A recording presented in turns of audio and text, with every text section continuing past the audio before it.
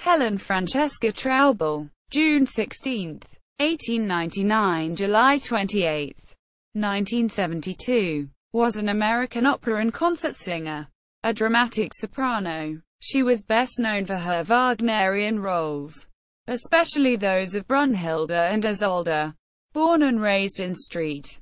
Louis, Missouri, she began her career as a concert singer and went on to sing at the Metropolitan Opera from 1937 to 1953. Starting in the 1950s, she also developed a career as a nightclub and cabaret singer, as well as appearing in television, films and musical theater. Traubel spent her later years in Santa Monica, California, where she died at the age of 73. Early life. Traubel was born in St. Louis, Missouri to a prosperous family of German descent. She was the daughter of Otto Ferdinand Traubel, a pharmacist, and Clara Traubel, née Stur. She studied singing in her native city with Louise Vettercast and later in New York City with Giuseppe Bogetti among other teachers. She made her debut as a concert singer with the St. Louis Symphony Orchestra in 1923. And in 1926 she got a first offer to join the Metropolitan Opera Company after performing the aria Liebestod at the Lewisohn Stadium under conductor Rudolf Ganz. She turned down the offer in order to continue with her studies and career as a concert singer. Opera career. Traubel made her first appearance on the opera stage on May 12, 1937, when the composer Walter Damrosch asked her to portray the role of Mary Rutledge in the world premiere of his opera The Man Without a Country at the Met. Later that year she made her debut with the Chicago City Opera Company, with whom she was active until the company went bankrupt in 1939. In 1940 she joined the roster of the Chicago Opera Company, remaining active with that company until it too went bankrupt in 1946.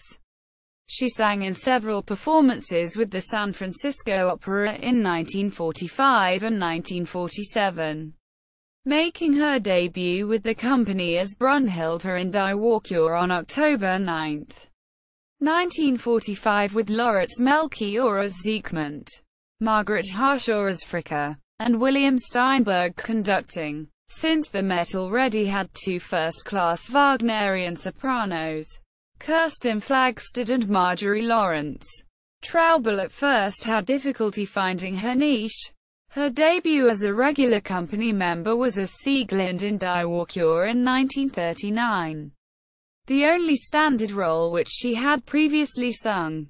At the Chicago Opera, Flagstad left the U.S. in 1941 to visit her homeland of Norway and could not return for political reasons. The same year, Lawrence was stricken with polio and her career was curtailed. On February 22, 1941, Traubel sang with tenor Lauritz Melchior in excerpts from Wagnerian operas on the live broadcast concert of the NBC Symphony Orchestra conducted by Arturo Toscanini. RCA Victor later released recordings of excerpts from the concert, as well as a famous studio recording of Brünnhilde's immolation scene from Gotterdammerung. Traubel later triumphed in Tannhauser and in Tristan und Isolde. She was renowned for her strong voice, which was often described as a gleaming sword. Her endurance and purity of tone were unsurpassed, especially as Brünnhilde and Isolde. Although she longed to sing Italian opera, she never did in a complete performance, although she often included Italian arias in her recital repertoire. Towards the end of her Met career, she did add the Marsch Allen in Richard Strauss's Der Rosenkavalier briefly to her repertoire. In 1948, while her Met career was at its height, U.S. President Harry S. Truman contracted her to act as an advisor to his daughter, Margaret, who was hoping to launch a career as a classical singer. Traubel's 1959 autobiography, St. Louis Woman, contains an account of the 3 years she spent in the role. and how in the end she felt it had adversely affected her stature in the music world to have her name associated with such a musical aspirant. Traubel's contract at the Metropolitan Opera was not renewed in 1953 when its general manager, Rudolf Bing, expressed disapproval of her radio and TV appearances alongside the likes of Jimmy Durante and her expressed desire to expand her lucrative career in major supper and nightclubs. Traubel went on to appear at the Copacabana, as well as in many cameo television roles. After her Met career, she appeared on Broadway in the Rodgers and Hammerstein Failure, Pipe Dream, playing a bordello madam with a heart of gold and the voice of Isolde. Additionally, she appeared in the films Deep in My Heart, Gun and The Ladies' Man. She also appeared opposite Groucho Marx as Katisha in a Bell Telephone presentation, abridged, of Gilbert and Sullivan's The Mikado. Traubel's last nightclub appearance was with Jimmy Durante at Harrah's Lake Tahoe in 1964. A baseball fan, Traubel was once the part owner of her hometown team, the St. Louis Browns.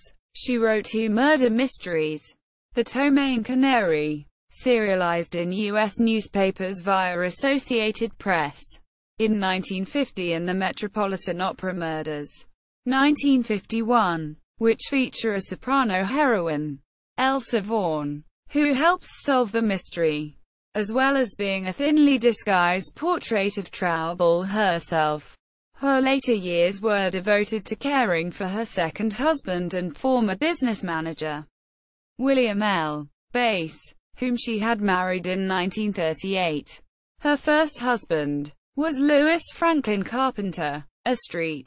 Louis car salesman. The couple married in 1922 but soon separated.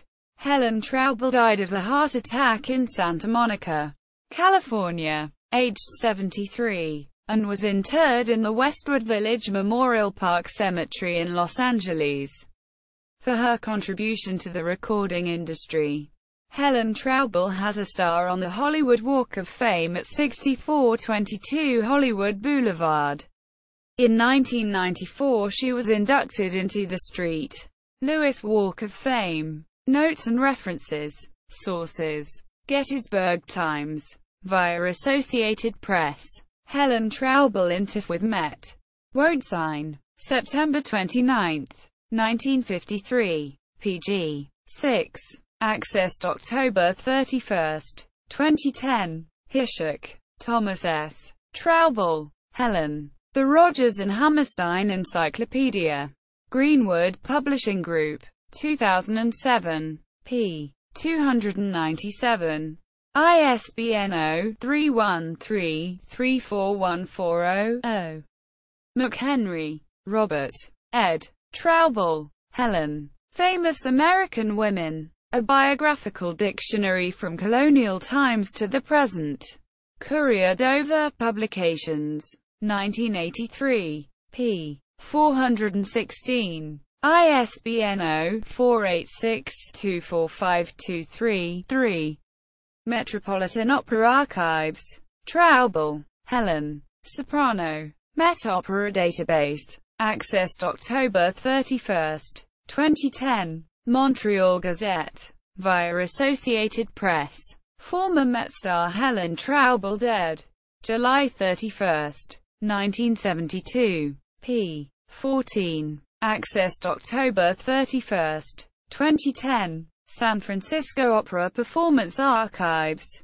Helen Traubel. Accessed October 31, 2010. Sitcherman, Barbara, and Green. Carol Hurd. eds. Traubel, Helen Francesca. Notable American Women. The Modern Period. Volume 4. p. 697.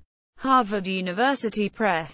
1980. ISBN 0-674-62733-4. Star News. Via United Press International. Helen Traubel, former opera diva, dies. July 31, 1972. p. 18. Accessed October 31, 2010. Time magazine. Happy Heroine. Cover story. November 11, 1946.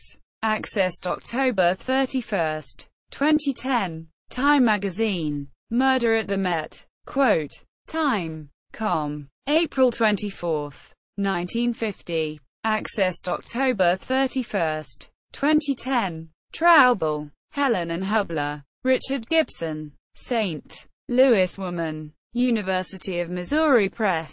1999. ISBN 0-8262-1237-9. Youngstown Vindicator. Via Associated Press. Helen Traubel says role with Margaret hurt her. December 23, 1958. p. 11. Accessed October 31, 2010. Helen Traubel on IMDb. Historic photos of Helen Traubel from Life magazine. A Perfect Day, on YouTube by Carrie Jacobs. Bond sung by Traubel.